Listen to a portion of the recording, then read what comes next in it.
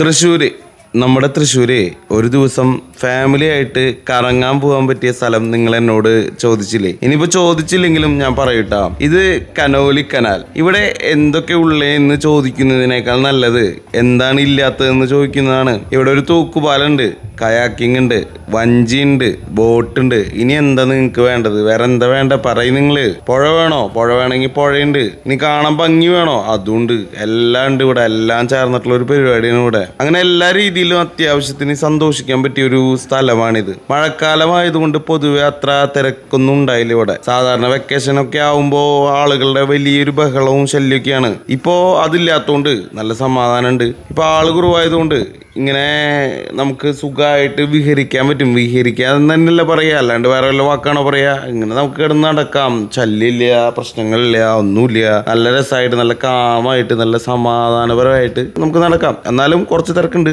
എന്താ വെച്ച് കഴിഞ്ഞാൽ ഇന്ന് പൊതുവെ മഴയില്ലാത്ത ദിവസമായിരുന്നു. അതുപോലെ മഴയില്ലാത്തത് കൊണ്ട് തന്നെ ആളുകൾ വരുമല്ലോ ഇങ്ങനത്തെ സ്ഥലങ്ങളിലൊക്കെ. അപ്പൊ അതിൻ്റെതായ കുറച്ച് തിരക്കുണ്ടായിരുന്നു. പക്ഷെ മുമ്പ് വെക്കേഷനിലൊക്കെ ഉണ്ടായിരുന്ന, വേനൽക്കാലത്ത് ഉണ്ടായിരുന്ന തിരക്കൊന്നും ഇപ്പൊ ഇല്ല എന്ന് പറയുന്നതാണ് സത്യം. ഈ തൂക്കുപാലത്തിന്റെ മുകളിലൂടെ ഇങ്ങനെ നടക്കാൻ നല്ല രസമാട്ടാ. നല്ല സമാധാനവും നല്ല നല്ല ഗംഭീര രസമാണെന്നാണ് പറയാ.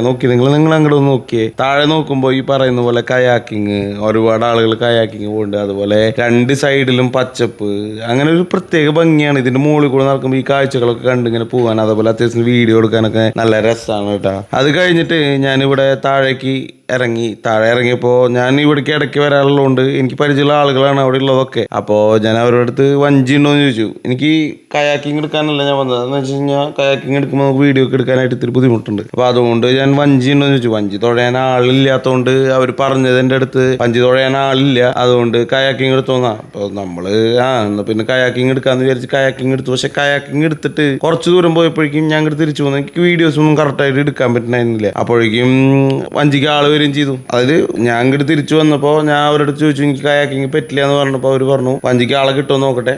അങ്ങനെ ഞാൻ പാലത്ത് കൂടെ ഒന്നുകൂടി നടന്നിട്ട് തിരിച്ചടിക്ക് വരുമ്പോഴേക്കും ആളെ സെറ്റാക്കി തന്നു. അപ്പോൾ ആളുമായിട്ട് ഞാൻ വഞ്ചിയിൽ കയറിയിട്ടാ.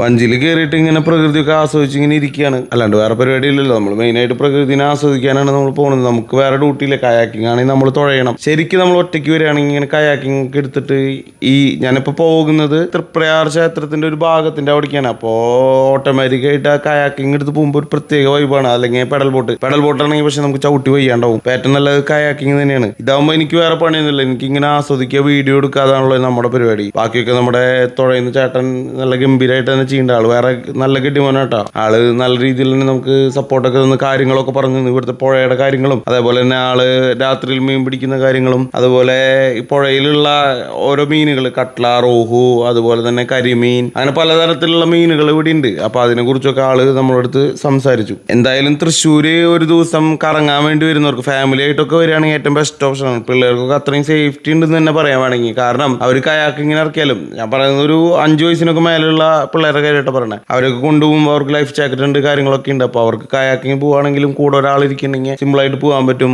അതുപോലെ തന്നെ കയാക്കിങ് അല്ലാണ്ട് വേറെ പരിപാടികളുണ്ട്. ഇപ്പോൾ വഞ്ചിയിൽ നമുക്ക് ഫാമിലി ആയിട്ട് പോകാൻ പറ്റും. അതുപോലെ പെഡൽ ബോട്ട്, ഇപ്പോൾ ചെറിയ കുട്ടികളൊക്കെ ആണെങ്കിൽ അമ്മമാർ കയ്യിലെടുത്തിട്ട് പെഡൽ ബോട്ടിലൂടെ ഇങ്ങനെ പോകാം. ഈ ഫാമിലി മാത്രമല്ല, എല്ലാവർക്കും ഒറ്റയ്ക്ക് വരുന്നവർക്ക് ഒറ്റയ്ക്ക്. ഞാൻ ഇപ്പോൾ ഒറ്റയ്ക്കല്ല വന്നത്. അതുപോലെ തന്നെ ഇനി പിള്ളേര്, അതായത് പിള്ളേർ സെറ്റ് എന്നാണ് നമ്മൾ പറയാ. അതായത് സ്റ്റുഡൻസ് ഒക്കെ വരികയാണെങ്കിൽ, കൂട്ടുകാരൊക്കെ ആയിട്ട് വരികയാണെങ്കിൽ അടിച്ചു പൊളിക്കാൻ പറ്റിയ വൈബ് ഇവിടെ ഉണ്ട്. ഇവിടെ ഇല്ല എന്നൊരാളും പറയില്ല. ഇവിടെ കണ്ടിട്ട് ഇവിടെ വീണ്ടും വരുള്ളൂ നിങ്ങൾ, അല്ലാണ്ട് തിരിച്ചു പോവില്ല. ഇത് ഒരു എന്ത് തേങ്ങയെന്ന് പറഞ്ഞിട്ട് ഒരാളും തിരിച്ചു പോവില്ല. ഇവിടേക്ക് വീണ്ടും വരുള്ളൂ. അതുപോലെ മറ്റൊരു കാര്യമാണ്, ഇവിടെ ഹോട്ടലുകളുണ്ട് ആവശ്യത്തിന്. അതായത് ഈ പുഴയുടെ സൈഡിൽ ഇരുന്നിട്ട് തന്നെ ഭക്ഷണം കഴിക്കാൻ പറ്റുന്ന ഒരു ഹോട്ടലുണ്ട്. അതുപോലെ തന്നെ പുഴയോട് ചേർന്നിട്ട് മറ്റൊരു ഹോട്ടലുണ്ട്. രണ്ട് സ്ഥലത്ത് അത്യാവശ്യത്തിന് വീട്ടിലുണ്ടാക്കുന്ന പോലത്തെ ഫുഡാണ്. അത്രയും ടേസ്റ്റാണ്. വീട്ടിലുണ്ടാക്കണതെന്ന് പറയുമ്പോൾ വീട്ടിലത്തെ ടേസ്റ്റിലാട്ടോ, ഹോട്ടലത്തെ ടേസ്റ്റ് തന്നെയാണ്. പക്ഷേ പറയുമ്പോൾ അത്രയും പ്രശ്നങ്ങളൊന്നും ഇല്ലാണ്ട്, വലിയ കെമിക്കലുകൾ കാര്യങ്ങളൊന്നും ഇല്ലാണ്ട്, അങ്ങനത്തെ ഫാസ്റ്റ് ഫുഡ് സെറ്റപ്പിലല്ല. വീട്ടിലൊക്കെ ഉണ്ടാക്കുന്ന ആ ഒരു ഗുണമേന്മയോട് കൂടി കഴിക്കാമെന്നാണ് എൻ്റെ വിശ്വാസം. ഇവിടെ പഴംപൊരിയും ബീഫും കിട്ടും, അതുപോലെ നല്ല ബിരിയാണി കിട്ടും. അങ്ങനെ 2 ഹോട്ടലുകളിലും കിട്ടും. അതുപോലെ തന്നെ ഇനി ഷാപ്പിൽ കറികളാണ് നിങ്ങൾക്ക് വേണ്ടെങ്കിൽ ഇവിടെ ഷാപ്പുണ്ട്. കള്ള് കുടിക്കുന്ന കാര്യത്തിന് ഞാൻ പ്രോത്സാഹിപ്പിക്കില്ല കേട്ടോ. അവിടുത്തെ കറികൾ നിങ്ങൾക്ക് ആസ്വദിക്കാം. പാലത്തിന് ഇങ്ങേ സൈഡിലും അതേപോലെ തന്നെ പാലത്തിന്റെ അപ്പുറ സൈഡിലും 2 ഷാപ്പുകളുണ്ട്. അപ്പോൾ ഷാപ്പിലെ കറിയൊക്കെ കഴിക്കുന്നവർക്ക് അതും ആവാം. ഇനി ഞാൻ ഈ പറയുന്ന നമ്മുടെ കനോലി കനാലിന്റെ കുറച്ച് കാര്യങ്ങൾ പറയാട്ടാ. ഇത് സ്ഥലം ചെമ്മാപ്പള്ളിയാണല്ലോ, ഞാൻ പറഞ്ഞല്ലോ ചെമ്മാപ്പള്ളിയാണിത്. ഈ ചെമ്മാപ്പള്ളി പെരിങ്ങോട്ടര കഴിഞ്ഞിട്ട് കുറച്ച് ഇങ്ങോട്ട് പോരുമ്പോൾ, അതായത് പെരിങ്ങോട്ടര കഴിഞ്ഞിട്ട് തൃപ്രയാർ റൂട്ടിലേക്ക് പോരുമ്പോൾ തൃപ്രയാർ പോകാനുള്ള വഴി, അതായത് തൃപ്രയാർക്ക് ഒരു ലെഫ്റ്റ് വഴിയുണ്ട്. ആ വഴി കഴിഞ്ഞിട്ട് ആ ലെഫ്റ്റ് എടുക്കരുത്, അത് കഴിഞ്ഞിട്ട് കുറച്ച് നേരെ പോകുമ്പോൾ ലെഫ്റ്റ് സൈഡിൽ വേറൊരു വഴിയുണ്ട്. ആ വഴി കൂടെ അങ്ങോട്ട് നേരെ വന്നു കഴിഞ്ഞ് കഴിഞ്ഞാൽ ഈ കനോലി കനാൽ എത്തും. ഈ പറയുന്ന കയാക്കിങ് കാര്യങ്ങളൊക്കെയുള്ള സ്ഥലത്തും. ഈ ഒരു കനാല് ബ്രിട്ടീഷ് ഭരണകാലത്ത് മലബാറിന്റെ ഗതാഗത സൗകര്യങ്ങൾ വർദ്ധിപ്പിക്കുന്നതിനായി നിർമ്മിച്ചിട്ടുള്ളതാണ്. ഈ ഒരു ജലപാത നാടിന്റെ വികസനത്തിന് വലിയൊരു ഗുണം ചെയ്തിട്ടുണ്ട് കേട്ടോ. അത് നമുക്കറിയാലോ, ഏതൊരു ജലപാതയും നമ്മുടെ നാടിന്റെ വികസനത്തിന് വലിയ പങ്ക് പണ്ട് കാലത്ത് വഹിച്ചിട്ടുണ്ട്. 1848നും 1850നും ഇടയിൽ അന്നത്തെ മലബാർ ജില്ലാ കളക്ടറായിരുന്ന ഹെൻറി വാലന്റൈൻ കനോലിയുടെ നേതൃത്വത്തിലാണ് ഈ കനാല് നിർമ്മിച്ചിട്ടുള്ളത്. കോഴിക്കോടിനെയും കൊടുങ്ങല്ലൂരിനെയും ബന്ധിപ്പിച്ച് പുഴകളെയും കായലുകളെയും ഒരു ശൃംഖലയായി കോർത്തിണക്കുക എന്നതായിരുന്നു കനാലിന്റെ പ്രധാന ലക്ഷ്യം. ചരക്ക് ഗതാഗതം സുഗമമാക്കുക, അതുവഴി മലബാറിലെ വാണിജ്യവും വ്യവസായവും അഭിവൃദ്ധിപ്പെടുത്തുക എന്നതും ഇതിന്റെ പിന്നിലെ പ്രധാന ഉദ്ദേശമായിരുന്നു കേട്ടോ. കനോലി സാഹിബിന്റെ ദീർഘവീക്ഷണത്തിന്റെ ഫലമായി രൂപം കൊണ്ട ഈ ജലപാത അക്കാലത്തെ ഒരു എഞ്ചിനീയറിംഗ് അത്ഭുതം തന്നെയായിരുന്നു. കാണുമ്പോൾ തന്നെ നമുക്കറിയാലോ, 2 സൈഡും നിങ്ങൾ നോക്കിയേ എന്ത് രസമായിട്ടാണ് അയാൾ പണിത് വെച്ചിട്ടുള്ളത്. പ്രധാനമായും മനുഷ്യ പ്രയത്നം ഉപയോഗിച്ചിട്ടാണ് കനാലിന്റെ നിർമ്മാണം പൂർത്തിയാക്കിയിട്ടുള്ളത്. തൃശ്ശൂർ ജില്ലയിലെ താന്യം ഗ്രാമപഞ്ചായത്തിൽ സ്ഥിതി ചെയ്യുന്ന ഒരു പ്രദേശമാണ് ഈ ചെമ്മാപ്പള്ളി എന്ന് പറയുന്നത്. കനോലി കനാൽ ഈ ഗ്രാമത്തിലൂടെയാണ് കടന്നു പോകുന്നത്. ഞാൻ വീണ്ടും വീണ്ടും പറഞ്ഞുകൊണ്ടിരിക്കുകയാണ് കേട്ടോ, നിങ്ങളത് മനസ്സിൽ പതിഞ്ഞോളൂട്ടാ. കനാല് നിലവിൽ വന്നതോടെ ചെമ്മാപ്പള്ളി ഒരു പ്രാദേശിക വാണിജ്യ കേന്ദ്രമായി പതുക്കെ മാറാൻ തുടങ്ങി. അതങ്ങനെയാണല്ലോ. ഉൾനാടൻ പ്രദേശങ്ങളിൽ നിന്നുള്ള കാർഷിക ഉൽപ്പന്നങ്ങളും മറ്റ് ചരക്കുകളും കെട്ടുവള്ളങ്ങളിലൂടെയും മറ്റും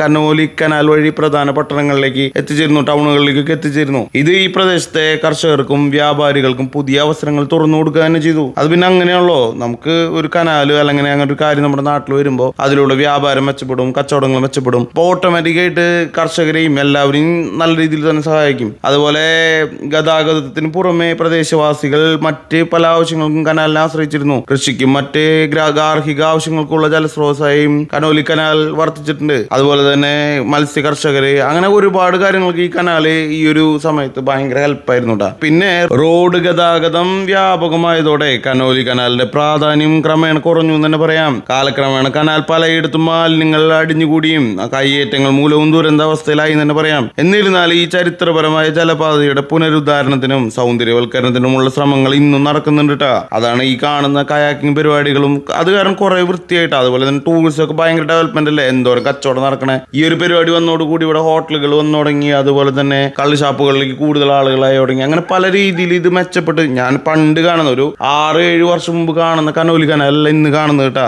ഇവിടെ ഒരു തൂക്കുപാലം മാത്രമായിരുന്നു ഉണ്ടായിരുന്നത്. അത് പലരും എന്താ പറയാ, കുട്ടികളൊക്കെ വരിക അങ്ങനെയുള്ള കാര്യങ്ങൾ മാത്രമേ ഉണ്ടായിരുന്നുള്ളൂ. ഇപ്പൊ ഇവിടെ ഒരുപാട് ആളുകളും വിനോദസഞ്ചാര കേന്ദ്രം തന്നെയായി തന്നെ പറയാം. അത് വലിയൊരു സംഭവം തന്നെയാട്ടാ, വലിയൊരു സംഭവം തന്നെയാണ് ഈ കനോലി കനാൽ ഈ നാട്ടുകാരെ സംബന്ധിച്ചിടത്തോളം. അത്രമാത്രം ബിസിനസ്സാണ് ഇവിടെ. ഇപ്പൊ 2 സൈഡിൽ ഇപ്പൊ തൃപ്രയാർ രാമക്ഷേത്രത്തിന്റെ ആ ഒരു ഭാഗത്തും ഇപ്പോ ഇതുപോലെ തന്നെ സെറ്റപ്പുകൾ വന്നു തുടങ്ങി. ഏത് സെറ്റപ്പ്, ഈ പറയുന്ന കയാക്കിംഗ് പോലുള്ള പരിപാടികളൊക്കെ വന്നു തുടങ്ങി. അപ്പൊ ആളുകൾക്ക് എൻജോയ് ചെയ്യാൻ പറ്റുന്ന രീതിയിലേക്ക് ഇപ്പൊ കേരളം മാറി തുടങ്ങി. ഇപ്പൊ എല്ലാ സ്ഥലങ്ങളിലും ഇതുപോലുള്ള കയാക്കിംഗ് പരിപാടികൾ, വിനോദസഞ്ചാര കാര്യങ്ങൾ ഇതൊക്കെ വന്നു തുടങ്ങിയിട്ടാ, തട്ടുകടകൾ ഇതൊക്കെ. ഇപ്പൊ കേരളം ടൂറിസത്തിന്റെ കാര്യത്തിൽ ശരിക്കും പറഞ്ഞു കഴിഞ്ഞാൽ നല്ല രീതിയിൽ തന്നെ മുന്നോട്ട് പോവുകയാണ് ഉണ്ടായിട്ടുള്ളത്. അതുപോലെ നമ്മുടെ ഡെസ്റ്റിനേഷൻ എന്ന് പറഞ്ഞു കഴിഞ്ഞാൽ തൃപ്രയാർ രാമക്ഷേത്രമാണല്ലോ. രാമക്ഷേത്രത്തിന്റെ അവിടെ എത്താറായി. അപ്പൊ നമ്മൾ ഈ കാണുന്ന ഈ ഒരു കല്ലിങ്ക് പോലുള്ള ഒരു സ്ഥലം ഉണ്ടല്ലോ, ഇതിന്റെ അടിയിൽ കൂടെ ഞാൻ കയാക്കിംഗ് എടുത്തിട്ട് പോയിട്ടുണ്ട് മുമ്പ്. നല്ല രസാട്ടാ, നല്ല രസം അതിന്റെ അടിയിൽ കൂടെ പോകാനായിട്ട്. ഇപ്പൊ വഞ്ചി ആയതുകൊണ്ട് അതിന്റെ ഉള്ളിൽ കൂടെ കടത്താൻ പറ്റില്ല, അല്ലെങ്കിൽ ഞാൻ കടത്താൻ പറയായിരുന്നു.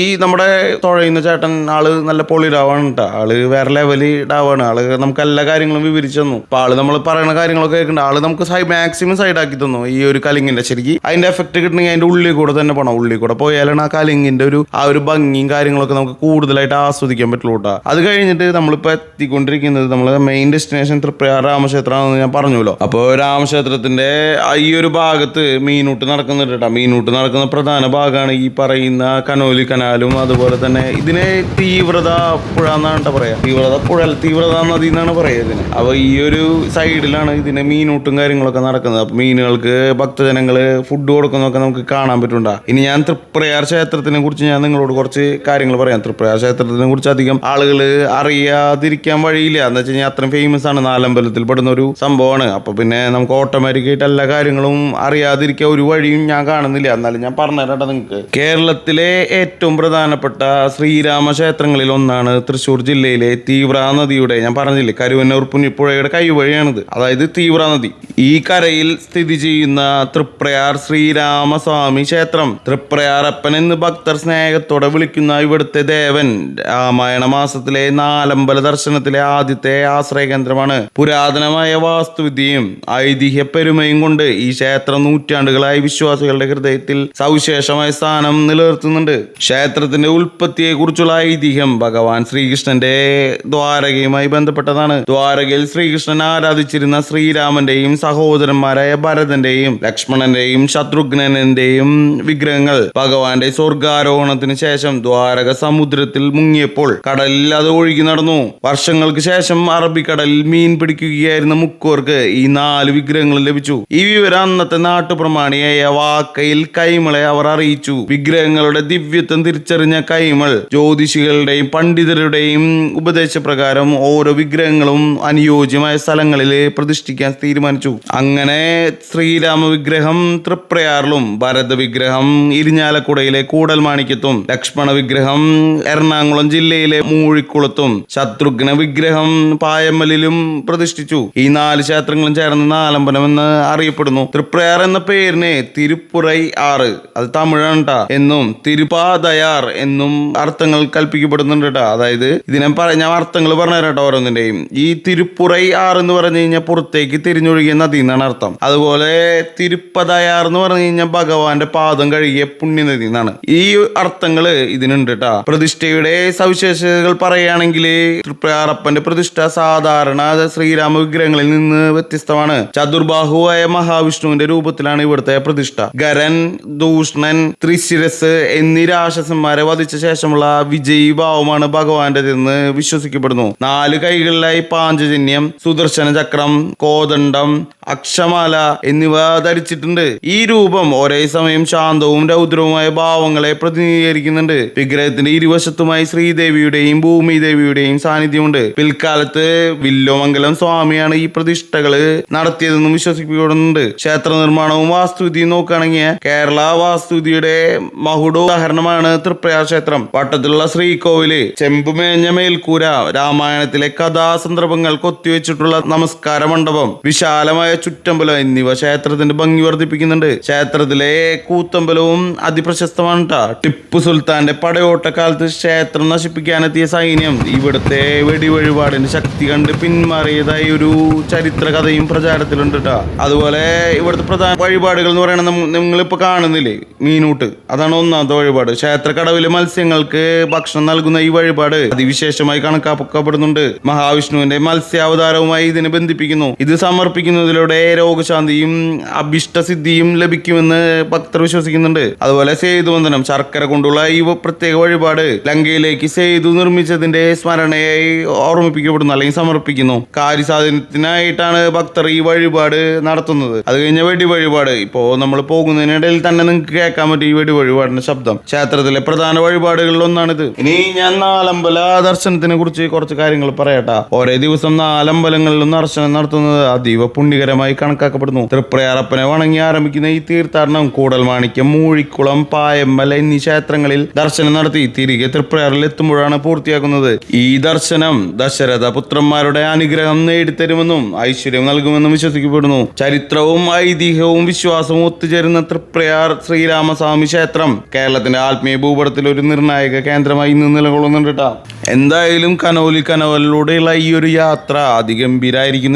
നിങ്ങൾ ഒരു വട്ടം ട്രൈ ചെയ്ത് നോക്ക്. ഞാൻ പറയണതല്ല, എന്തൊക്കെ പറഞ്ഞു നിങ്ങളോട്. നിങ്ങൾ ഇങ്ങനെ തുടങ്ങിയിട്ട് ഈ ശ്രീരാമസ്വാമി ക്ഷേത്രം കണ്ട് അവിടെ മുകളില് പാലത്തിലൂടെ വണ്ടികൾ പോകുന്നൊക്കെ കാണാൻ നല്ല രസാട്ടാ. അങ്ങനെ ഇതൊക്കെ കണ്ട് നമ്മൾ ചുറ്റി തിരിഞ്ഞ് ഇങ്ങോട്ട് വരുമ്പോ ഒന്ന് പ്രദക്ഷിണം വെച്ച് വരുന്ന പോലെ തന്നെ അങ്ങനെ ഇങ്ങോട്ട് തിരിച്ചു വരുമ്പോ ഇവിടെ എത്തുമ്പോ നല്ല ഒരു സമാധാനവും സന്തോഷമൊക്കെ ഉണ്ടാവും. കുറെ പിരിമുറുക്കൊക്കെ ഉള്ള ആളുകളൊക്കെ ആണെങ്കിൽ അവർക്കൊക്കെ ലൈഫിൽ ഒരു വ്യത്യസ്തമായ ഒരു അനുഭവം ഈ ക്ഷേത്രം എന്തായാലും നൽകുന്നതാണ് എൻ്റെ വിശ്വാസം നിങ്ങളുടെ വിശ്വാസം ആവണമെന്നില്ല. കാരണം ഞാനൊരു വ്യത്യസ്തമാണ്. ഇപ്പോൾ എനിക്ക് സമാധാനം കിട്ടിയെങ്കിൽ നിങ്ങൾക്കും സമാധാനം കിട്ടുള്ളൂ. ആ സമാധാനം കിട്ടുന്ന വേറൊരു രീതിയിലാണെന്ന് മാത്രം. പിന്നെ മീനൂട്ട് നടത്തുന്ന സ്ഥലത്ത് മീനുകളൊക്കെ ഇങ്ങനെ പൊന്തി ചാടുന്നുണ്ടായിരുന്നു കേട്ടോ. അപ്പൊ നമ്മുടെ തുഴയുന്ന ചേട്ടനോട് ചോദിച്ചപ്പോൾ ആള് പറഞ്ഞത് ഇത് ആസാം വാള ആണെന്നാണ്. ആസാം വാളകളാണ് അവിടെ ഇങ്ങനെ എന്താ പറയാ തലകുത്തി മറിയാന്ന് പറയില്ലേ. മീനുകൾ ചാടിയിട്ട് നിറച്ച് ഫുഡ് കിട്ടല്ലേ. അപ്പൊ ഓട്ടോമാറ്റിക്കായിട്ട് ഒരുവിധ എല്ലാ മീനുകളും അവിടെ ഉണ്ട്. അതുകൊണ്ട് തന്നെ കുറെ എണ്ണം അങ്ങനെ പൊളയണത് നമുക്ക് കാണാൻ പറ്റും. വീഡിയോയിലും ചെറുതായിട്ട് കാണാൻ പറ്റും, എന്നാലും അത്ര നന്നായിട്ട് കാണാൻ പറ്റില്ല, ചെറിയ രീതിയിലൊക്കെ കാണാൻ പറ്റും. അത് കഴിഞ്ഞിട്ട് ഞങ്ങൾ ഇങ്ങനെ തിരിച്ചു പോന്നപ്പോ പോണ വഴിക്ക് ഇവിടെ വേറൊരു ടീമിന്റെ എന്താ പറയാ ഒരു കപ്പൽ എന്ന് പറയാൻ പറ്റില്ലല്ലോ, എന്നിട്ട് പറയാ ഒരു ബോട്ട് കുറച്ച് അധികം ആൾക്കാർ 10-16 പേരൊക്കെ കൊണ്ടുപോകാൻ പറ്റുന്ന ഒറ്റ ടൈം കൊണ്ടുപോകാൻ പറ്റുന്ന വലിയൊരു ബോട്ട് പോകുന്ന കാണാം. അതുപോലെ പല കാര്യങ്ങളും കണ്ടിട്ടാണ്. അതുപോലെ മോട്ടോർ വെച്ചിട്ടുള്ള വഞ്ചികൾ ഇതൊക്കെ കണ്ടിട്ട് നല്ല രസമായിട്ടാണ് നമ്മൾ തിരിച്ചെത്തിയിട്ട് നമ്മൾ കാര്യങ്ങളൊക്കെ തീർത്ത് അത് കഴിഞ്ഞിട്ട് അവിടെ ഒരു കടയിൽ കയറി ബിരിയാണി കഴിച്ചു. അതിന്റെ വീഡിയോ വേറെ ഇടാന്നാണ് കേട്ടോ. അത് ഗംഭീര ബിരിയാണി ആയിരുന്നു കേട്ടോ. അതായത് കട എന്ന് പറഞ്ഞ ഒരു ഹോട്ടൽ ഈ തീരത്തിനോട് ചേർന്നിട്ടുണ്ട്. ഈ ഒരു പുഴയിൽ തന്നെ ഇരുന്ന് നമുക്ക് ഭക്ഷണം കഴിക്കാൻ പറ്റുന്ന ഒരു സെറ്റപ്പാണ് അവിടെ. ഈ പറയുന്ന ഫ്ലോട്ടിംഗ് ബ്രിഡ്ജ് ഉണ്ടാക്കിയിട്ട്, അത് ഫ്ലോട്ടിംഗ് ബ്രിഡ്ജ് അല്ല, ഒരു സംഭവത്തിനെ ഫ്ലോട്ട് ചെയ്ത് നിർത്തിയിട്ട് അവിടെ ഇരുന്നിട്ട് നമുക്ക് കഴിക്കാൻ പറ്റുന്ന രീതിയിൽ സെറ്റാക്കി വെച്ചിട്ടുണ്ട്. അത് ഗംഭീര ആംബിയൻസ് ആണ്. അത് ഞാൻ വേറൊരു വീഡിയോയില് പറയാം, അതിനെ കുറിച്ച് മാത്രമായിട്ട് പറയാം കേട്ടോ. അങ്ങനെ ഇന്നത്തെ അനുഭവങ്ങളൊക്കെ ഗംഭീരമായിട്ട് അവസാനിച്ചു കേട്ടോ. എന്തായാലും വീഡിയോ ഇഷ്ടമെങ്കിൽ വീഡിയോ ലൈക്ക് ചെയ്യുക, നിങ്ങളുടെ അഭിപ്രായങ്ങൾ കമന്റായി രേഖപ്പെടുത്തുക. താങ്ക് യു കേട്ടോ. നമ്മൾ ചെയ്തതിൽ കുറെ തെറ്റുകൾ ഉണ്ടാവും, ആ തെറ്റുകൾ നിങ്ങൾക്ക് കമന്റിൽ പറയാട്ടോ. അടുത്ത വീഡിയോയിൽ അത് പരിഹരിക്കാം മാക്സിമം ഞാൻ ശ്രമിക്കാം. എനിക്ക് ശ്രമിക്കാനല്ലേ പറ്റുള്ളൂ, നിങ്ങളത് ക്ഷമിക്കുക, അല്ലാതെ വേറെ ഒന്നും നിങ്ങൾക്ക് പറ്റൂല. എന്നിട്ട് നിങ്ങൾ ആവശ്യമുള്ള കമന്റുകളൊക്കെ ഇടാട്ടോ. ശരി കേട്ടോ.